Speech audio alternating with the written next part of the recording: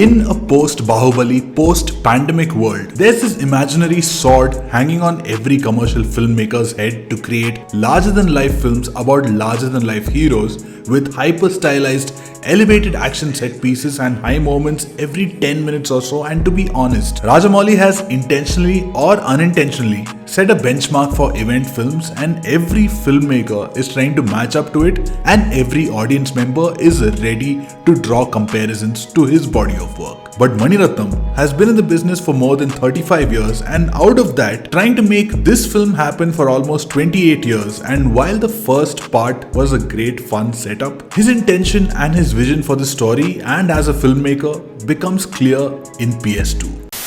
Sorry I look like this, it's in the middle of the night, I'm just editing the video, but I just wanted to say this because while I was watching the movie, there was one more special thing that happened. We finally crossed 100k subscribers, and it doesn't matter how long it took. The only thing that matters is you guys made this happen. Some of you have been there since the beginning. Some of you must have joined recently, but whatever it is, I just wanted to thank you guys so much for the support that you've given to this channel. It's only the beginning. There's a lot more to be done. But for now, let's get back to the video.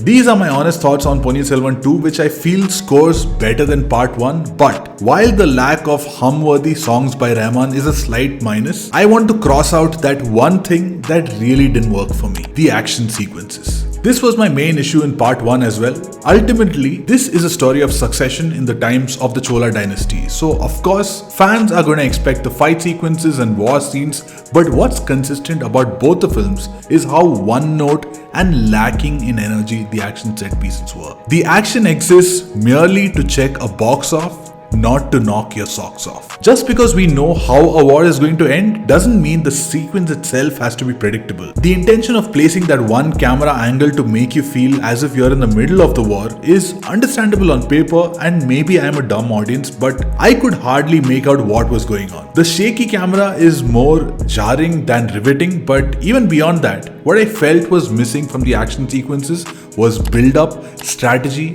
unpredictability, and most of all, drama. But the beauty of this film is, despite people's expectations, despite the time it's set in, and the themes of power and greed that it surrounds, from the beginning, I guess this was never a war film. This was never even an action film. It seems that this was always clear in Mani Ratnam's head, but for us, it took us 2 films to realize that what this film is about and what works so well for it is the heart-crushing drama. I don't think I'm spoiling things too much, but there's a shot somewhere in the middle of the film which has the 3 siblings in the same frame.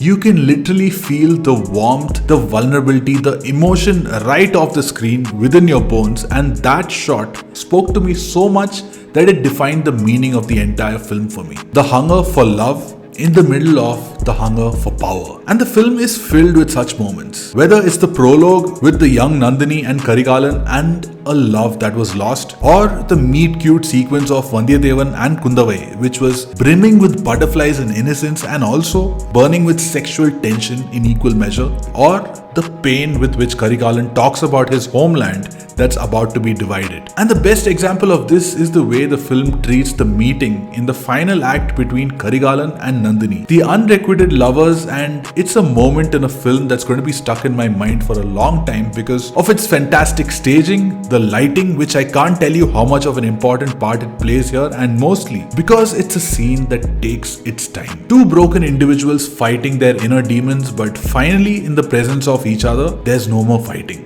I discovered this Japanese word called yugen recently, and one of its meanings is to describe how sadness is beautiful sometimes. I can't think of a better way to sum up this scene and the core of what once existed between Nandini and Karigalan, which is also the core of this film, and this is what makes this film really work. It decides to sacrifice loud, grand scale to double down on quiet, powerful intimacy, and instead of making you look up to these characters, it makes you look into them. Apart from being a fitting finale to a story that was unadaptable for decades, it's this drama-driven virtue of this big-scale film, and in my opinion, This is one of the most daring decisions by a master filmmaker who's actually never played safe in the first place. And adding to that, according to what I've heard, there have been quite a few changes in the film from the story in the novel, which any of you guys who have read the book should tell me in the comments about. But whatever it is, one thing is for sure. After all these years, when many other legends have either confirmed or disappeared, this man is still working his butt off to surprise us. Let me know your thoughts about PS2 in the comments and whether it worked for you better than PS1. But that's it for this video. Thank you so much for watching,